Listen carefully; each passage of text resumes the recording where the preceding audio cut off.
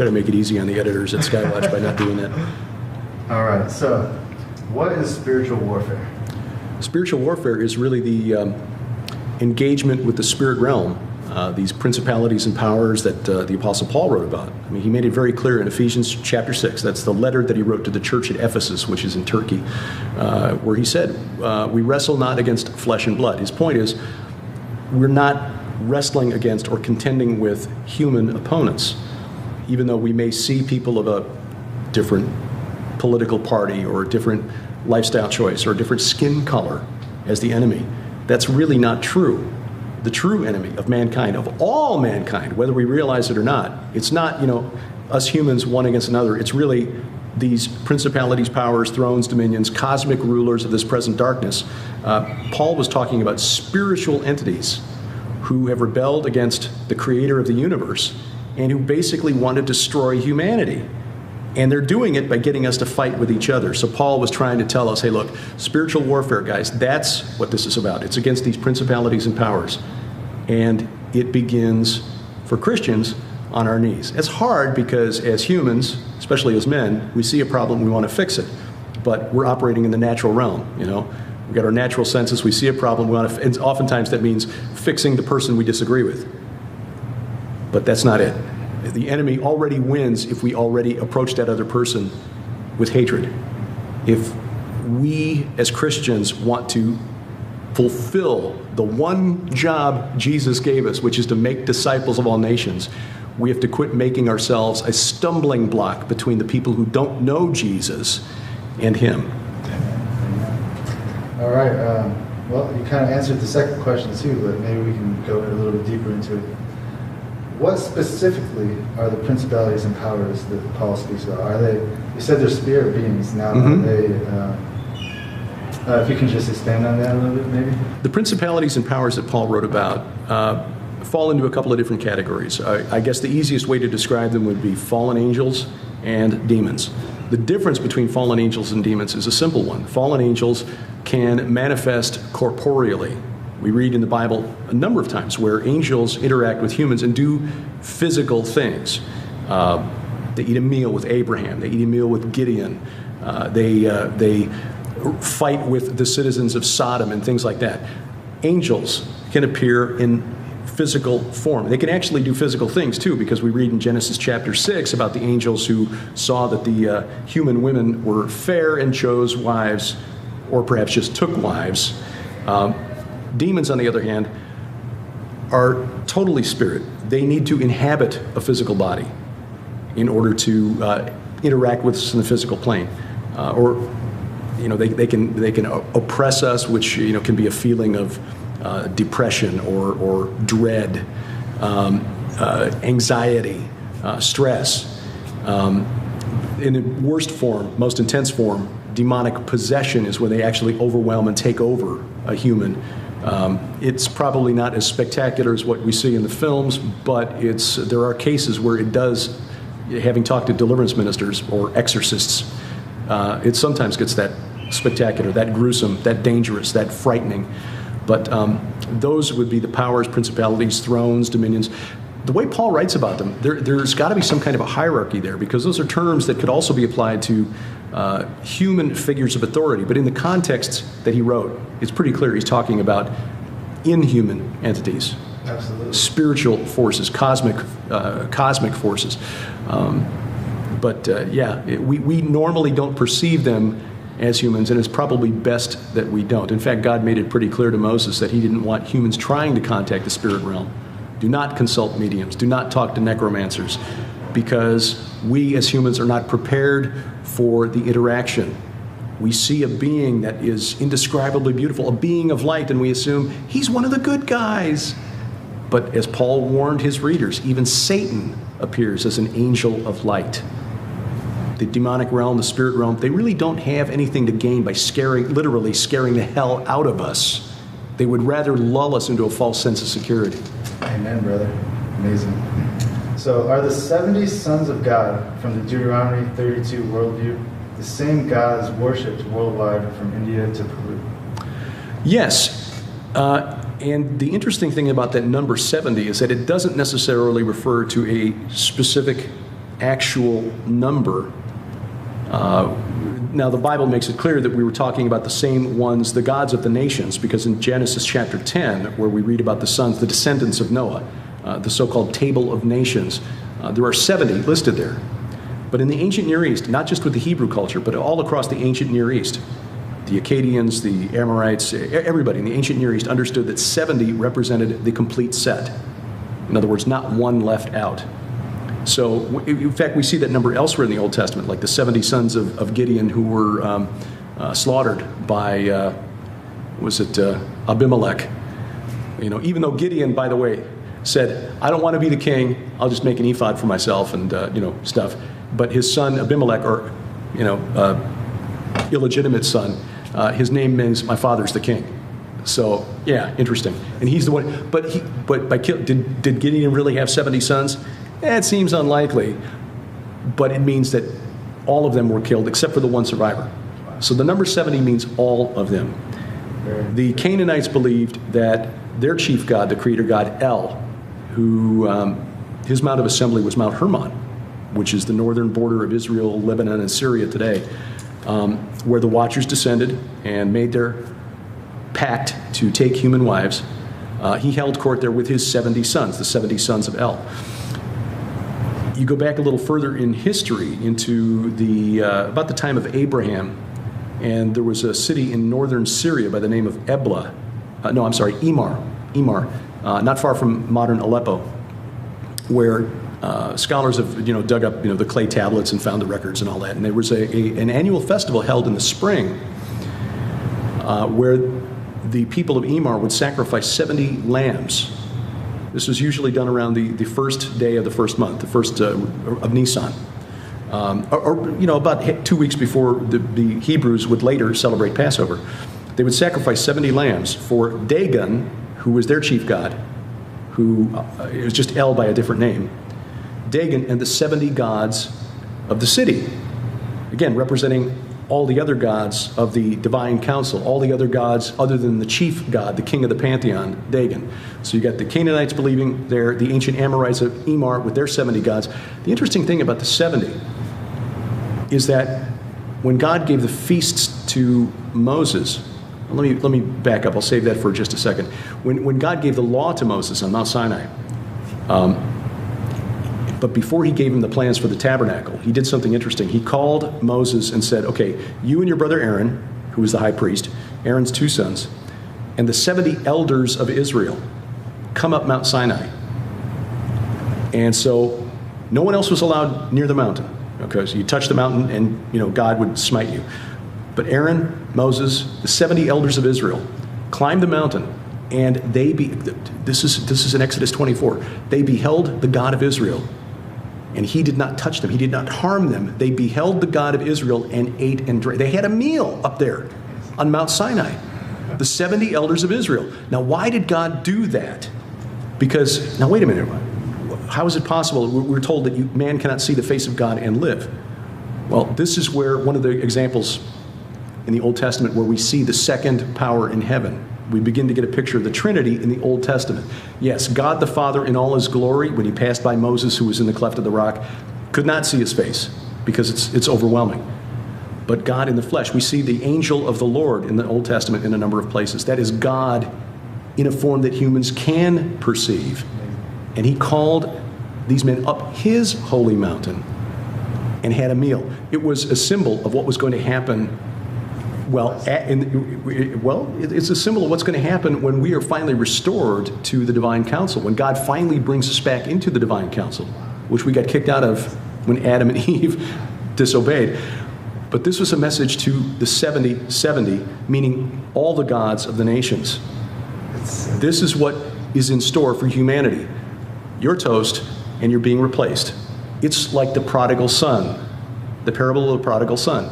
We will someday be welcomed back, covered with pig dung and smelling awful and looking horrible, and God will welcome us with open arms, and that is be the restoration of humanity to the divine council. His message to the 70 gods, again, representing all the gods of the nations. Now, here's the thing. The Feast of Tabernacles in the fall, I wanted to talk about this in my time today, and without getting another hour, I couldn't get into it. The spring festival, this ancient city of Emar, a pagan city, sacrificing 70 lambs in the spring, okay, around the time of the Passover, which is when Jesus was sacrificed, who John the Baptist called, "Behold the Lamb of God who takes away the sin of the world." Okay? Jesus was the perfect lamb to sacrifice. The fall feast, which was the feast, as Rabbi Zev Parat talked about earlier today, the Feast of Tabernacles. When God gave that feast to Moses, he said, okay, here's the plan. It's a 7-day feast, a 7-day festival. On day 1, you sacrifice 13 bulls. Day 2, you sacrifice 12. Day 3, 11, etc. 7 days. Counting down by 1 each day, 70 bulls sacrificed. The bulls. In the ancient world, the bull imagery is connected to these pagan gods over and over again. El, chief god of the Canaanites, called Bull El. Kronos, chief god of the old gods of the Greeks, the Titans. His name comes from a Semitic word meaning horned one.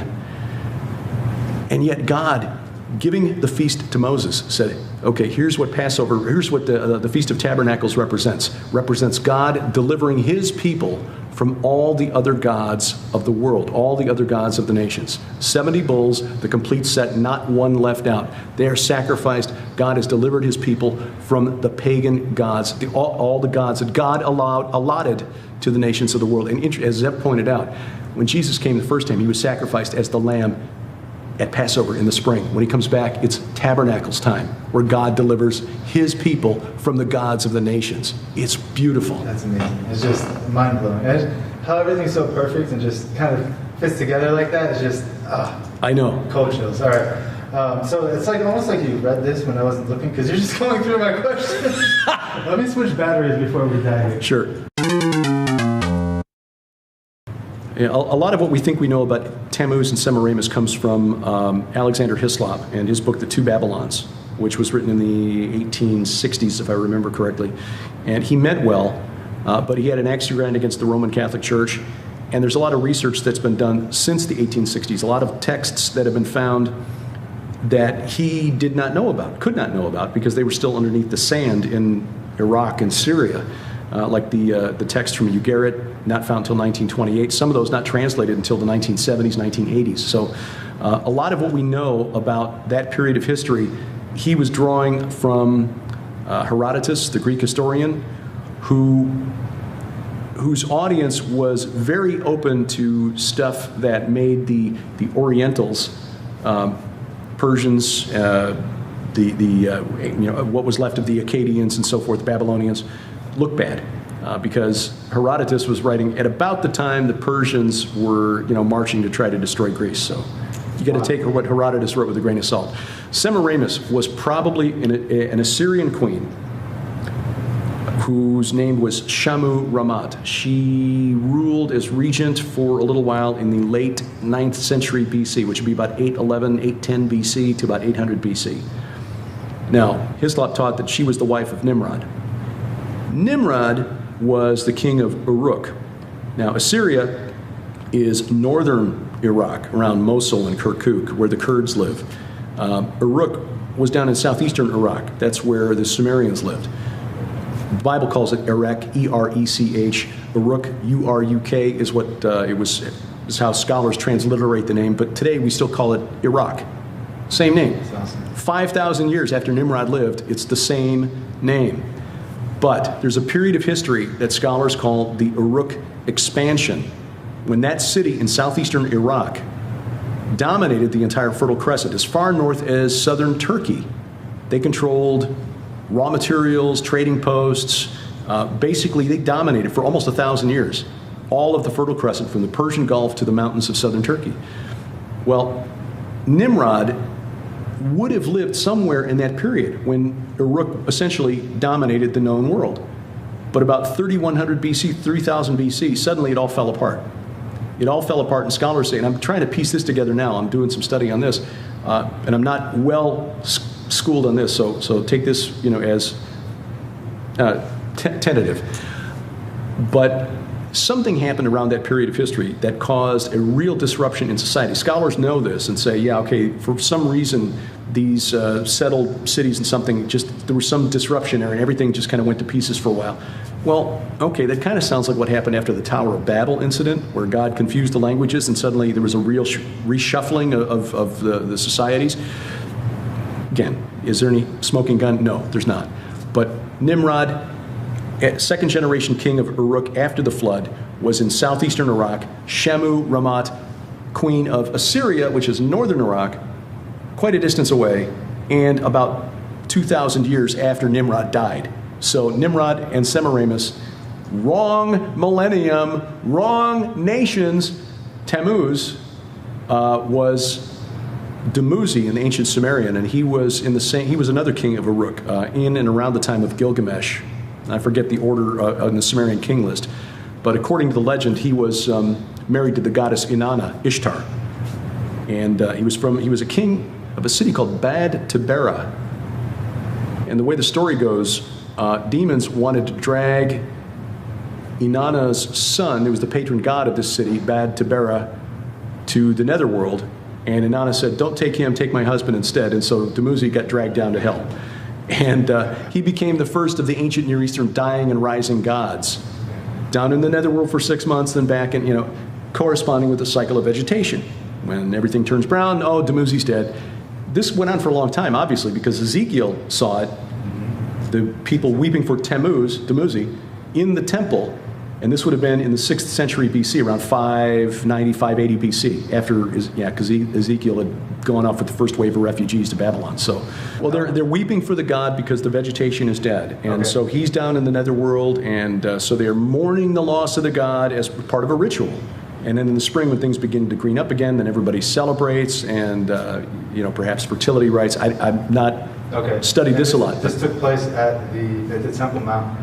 Yeah, but there were other dying and rising gods around the ancient Near East. For example, Adonis to the Greeks, Melkart, who was a god of the city of Tyre around the time of Ahab and Jezebel, which makes the incident on Mount Carmel a lot more interesting, because Melkart, as one of the dying and rising gods, would be in the netherworld for half the year and above the ground for half the year. We know from a text found at the city of Tyre that there was a ritual performed similar to the drink offering, where you pour out water for the god. This is based on an older ritual amongst the Amorite peoples and the Mesopotamians, going back at least to about 3000 BC, or, well, at least 2000 BC, based on what I've read, where you have to pour out a drink offering and offer food to your dead ancestors, which you summon through a necromancy ritual. They had to do it every month on the 30th day of the month, when the night of no moon. That's kind of a side point here. There is a ritual today where people will pour their drink out for their dead friends. Is that a continuation, you think? It may well be. It may well be. In fact, in the ancient world, Mesopotamia was considered so important that the pourer of water was an epithet or a name, a way of describing your heir. Your heir, your oldest son, would take over the responsibility for performing this monthly ritual, which is called the kispum, Kispum. You would have to lay out, it's not like kids laying out, cookies and milk for Santa Claus on Christmas Eve. This was a ritual where you had 3 parts, where you had a communal meal where the family would get together and eat. Then you would have the calling of the name, where you call out the names of the ancestors, and you have the food sitting out for them, and then the pouring of water. And so the heir who took over this responsibility would be the pourer of water. If a couple was childless, they would adopt an heir as the pourer of water.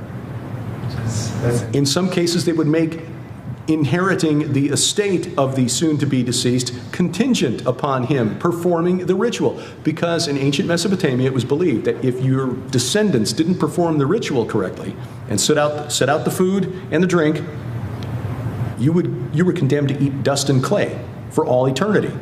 Kind of like what God condemned Satan to when he kicked him out of Eden. You'll crawl on your belly eating dust and clay forever. Yeah. This is why Abraham was so freaked out. He was getting to an old age and he didn't have an heir. And here's an interesting thing. He said, Eleazar of Damascus is going to be my heir. Except that the word translated as Damascus, Ha Damasek, was probably wrong. According to a scholar I've read about this ritual, he said it was probably Ben Mesek, which means son of the cup. Son who pours out the water. Eleazar will have to be the son of the cup, and he's not even related to me. And then God gives him an heir, Isaac. But Abraham didn't know any better because the concept of Sheol and Abraham's bosom, all of that had not yet been revealed to the prophets. God was teaching Abraham where he was and taking him from there. Now, this hydrophory, this Yarid ritual was known even perhaps as far back as the time of the Watchers on Mount Hermon. A scholar named Edward Lipinski, very famous, they call him Orientalist, specialist in the ancient Near East, did a very important paper about El and the abode of El, the Canaanite creator god, Mount Hermon. The explorer Sir Charles Warren in 1869 climbed Mount Hermon. In September of 1869, he found that he found an ancient temple dated to the Greek period. So, after Alexander the Great conquered the Levant, a temple with a stone there. It was like 4 feet high, 18 inches wide, 12 inches thick, granite or limestone. And inscribed on it were the words in Greek, "Those who, by the order of the Most High and Holy God, those who swore an oath proceed from here." Now, anyone who's studied Mount Hermon and the Watchers know who swore an oath on Mount Hermon. These angels who came down on Mount Hermon and said, well, 200 according to the Book of Enoch. Okay, yeah, that's right. But again, 70 is a representative number, meaning all the gods of the nations. But these 200 were condemned to Tartarus afterward.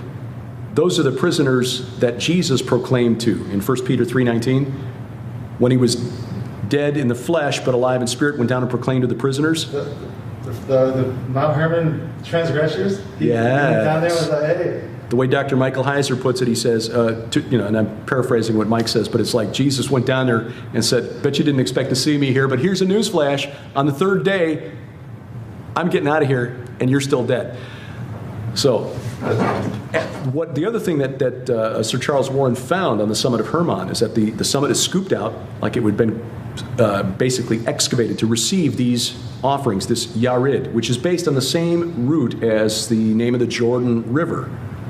You remember that when you transliterate from Semitic or Hebrew to English, the Y becomes a J. It means to come down, to pour out. The Jordan River comes down from Hermon to the Sea of Galilee. So this ritual where you pour out this water may have been performed on the summit of Hermon. And what Edward Lipinski, the scholar, wrote was that Warren also found on the summit this low stone wall that forced you to circumambulate to the summit as you walk up to it, which is similar to the ritual that's been performed down to this day in Mecca, where you have to circumambulate the Kaaba with the Kaaba always on your left. Well, that's exactly how you had to. So Sir Charles Warren in 1869 asked the question, is the practice at the Kaaba, did it originate here? So, interesting. Now here's the other thing. We know, as I said, that this ritual was performed for the god of Tyre, Melkart, by one of the Roman emperors, I think 2nd century AD, which is long after the confrontation on Mount Carmel. But think about this. Melkart was the city god of Tyre, the Baal of Tyre, the lord of Tyre, at the time of Ahab and Jezebel, when Elijah confronted the priests of Baal on Mount Carmel. As part of this, he sent a servant down the mountain to get water from a river, to bring it up the mountain, like on Mount Hermon, and poured the water out on top of the. It wasn't to make it the wood harder to burn. It was to mock this ritual that had been done for this god, Melkart. God reversing the rituals of the pagan gods to make a mockery of them. And then, of course, he used the weapon of the chief god of the Phoenicians and the Canaanites and the Amorites to consume the sacrifice. We think of fire from heaven like a flamethrower. No, he was using a lightning bolt, which was the chief weapon of the storm god, Hadad, who's usually called Baal in the Bible. And here's the kicker. Melkart was just the Phoenician name of Hercules. So the priests. Are you reading my questions? Keep going. So the prophets of Baal who were destroyed on Mount Carmel may well have been priests of Hercules, who was one of the dying and rising gods, like Melkart. So the questions that Elijah was taunting his priests with make more sense. Oh, maybe he's sleeping. Oh, okay, maybe it's the wrong time of year and he's in the netherworld. He can't hear you. Or maybe he's on a journey.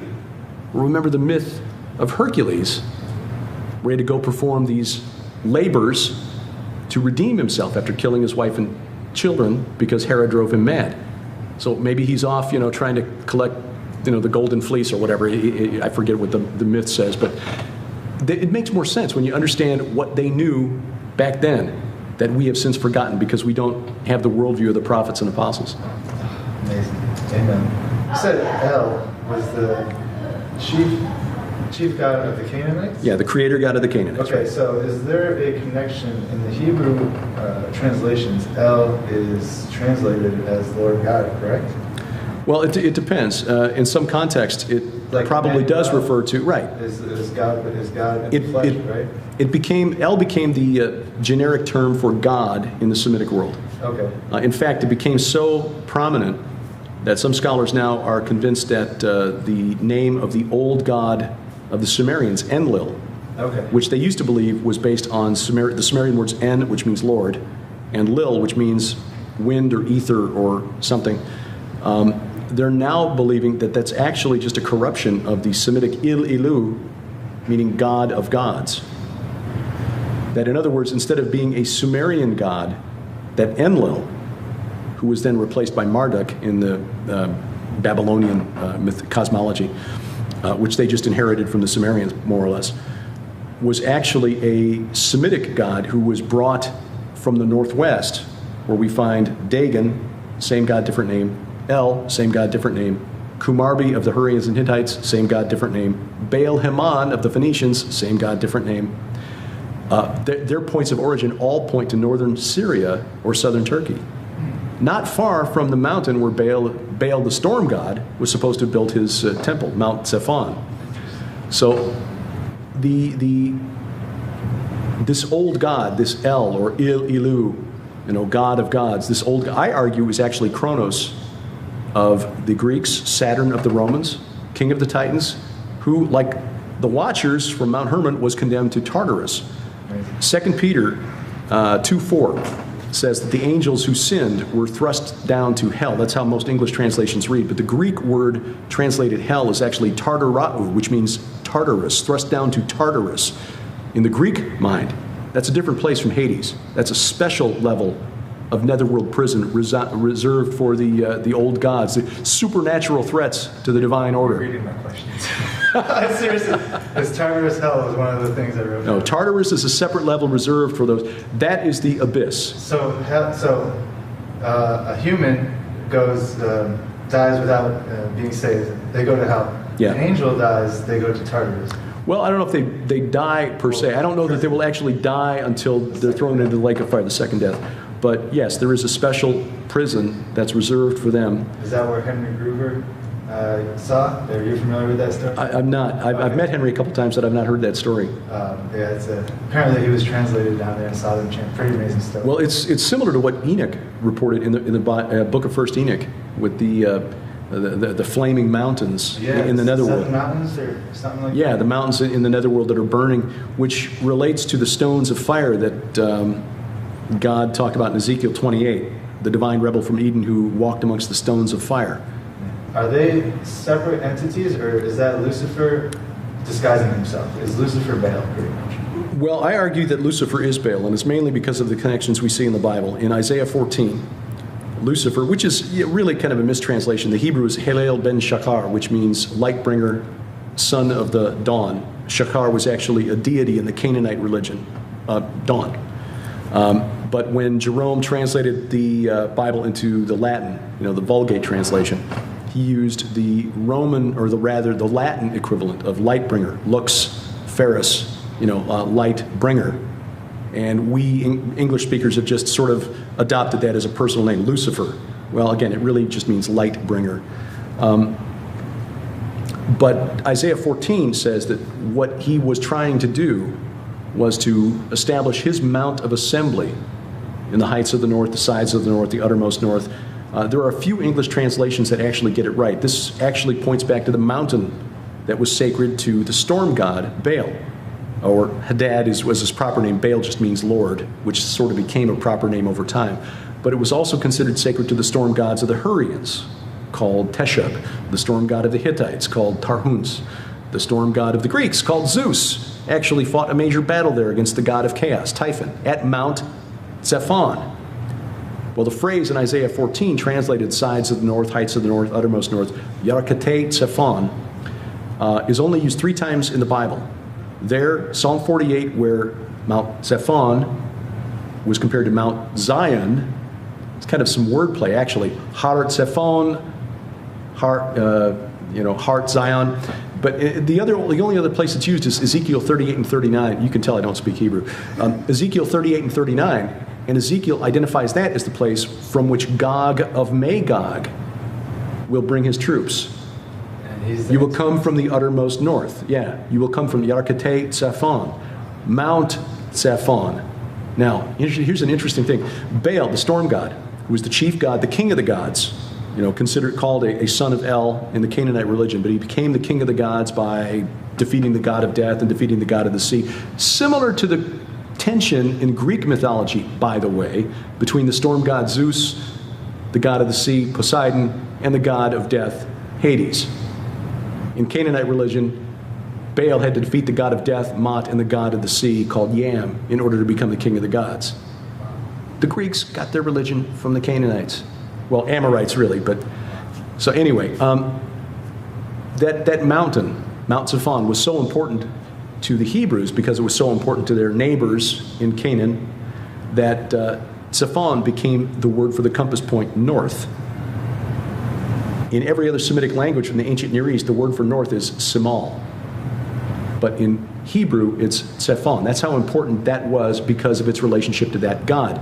So, in the New Testament, Jesus, confronted by the Pharisees, says, oh, he's casting out demons by the power of Beelzebul, which means Baal the prince. Baal the prince of demons, I guess. Jesus also, in Revelation 2, in the letter to the church at Pergamum, says, I know where you live. It's where Satan's seat. It's where Satan dwells. Satan's seat in Pergamum. Well, that was the great altar of Zeus, who, like Baal, was a storm god. So Satan to Jesus, and Jesus, by the way, in replying to the Pharisees, connected Beelzebul, Baal the prince, to Satan. So Jesus identified the storm god as Satan. Isaiah 14, storm god Lucifer. So yes, Lucifer is Baal, is Satan. It's all connected. Amen. Now, how do we figure out which gods and which cultures are the same from one to one? That, see, how does Shakespeare put it? That way madness lies. They lie. We don't know. I am under the opinion that the ancient goddess of sex and war, Ishtar, Inanna, kind of split off her personality by the time of the Bible, because to the Canaanites of Ugarit and the Canaanites who lived around, and by the way, for clarification, Canaanite is just a geographical designation like Babylonian. The Babylonian Empire of Hammurabi the Great was founded by Amorites. They were Amorites. The Canaanites who lived in Canaan, they were Amorites.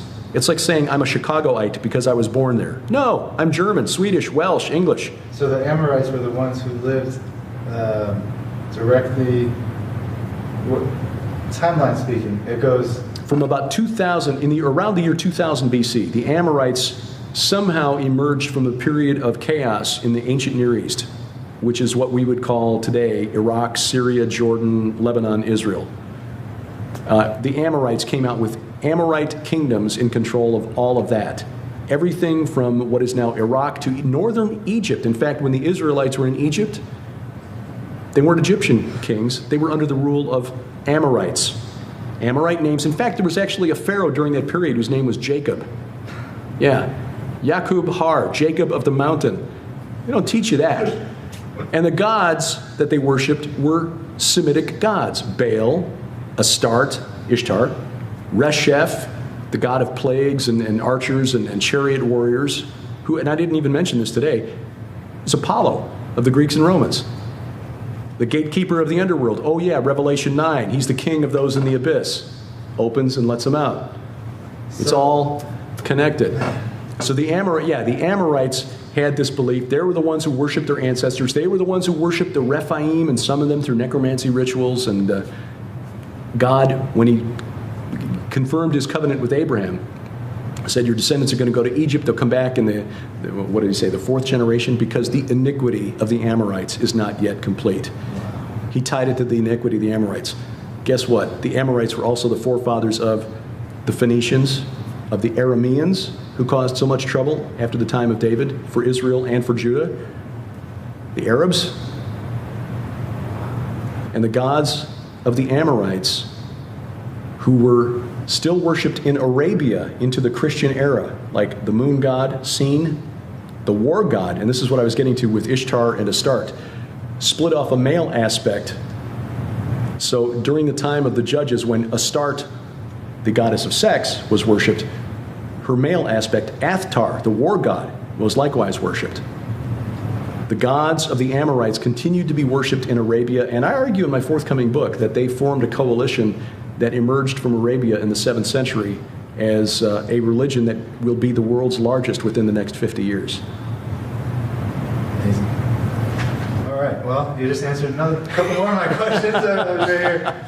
Is Zeus Lucifer? All right, so. Yes, Zeus is Lucifer, and Thor. That's amazing. Which is sad because we really like the Thor movies, well, but when you're watching Thor on the screen, he's the storm god, which means, okay, well, it's Baal. Yeah, that's Satan.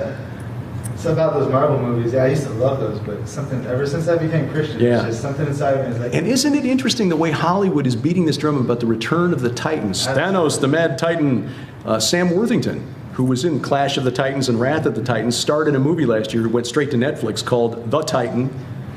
Yep. Yeah, and the new Godzilla movie, where they have rebranded them. They're no longer Mutos, which is what, monsters of unusual size or whatever. Yeah. They rebranded them as the Titans, the original and rightful rulers of Earth. And when I saw that trailer, I actually enjoyed the first Godzilla movie. Oh, so did I. I thought it was great. I was a manager at the theater at the time. And it was a great time. And when I saw the trailer for the next one, I was excited for like 10 seconds, and I was like, wait a minute, what are they trying to do here? I'm wanting to watch it because I just love me a good monster movie. But yeah, it's also for the programming because, again, presenting them as Titans, the original and rightful rulers of the earth. The Titans are still around. In fact, I argue in my book, Last Clash of the Titans, that they are somehow still influencing things on this earth, even though they are currently chained in the abyss. Revelation 9 says they're going to get out for 5.5 months at the end. When they come back, the Nephilim, spirits of the dead Nephilim, come back in the end times. Mm-hmm. Do you believe they're going to be back in their physical bodies as giants, or their spirit bodies possessing humans through like Mark of the Beast technology? When the Nephilim return, and we understand that the Nephilim, the spirits of the Nephilim that were destroyed in the days of Noah, in the flood, were barred entrance into the afterlife, into the netherworld, into heaven, basically condemned to roam the earth. That was the belief of the early church. That was the belief of the Jews in the time of Jesus and through all the Old Testament period. It wasn't until Augustine in about the 5th century that belief went away. He also basically turned the church away from believing that the Nephilim had been created at all. Ezekiel, though, saw it. And this is the thing.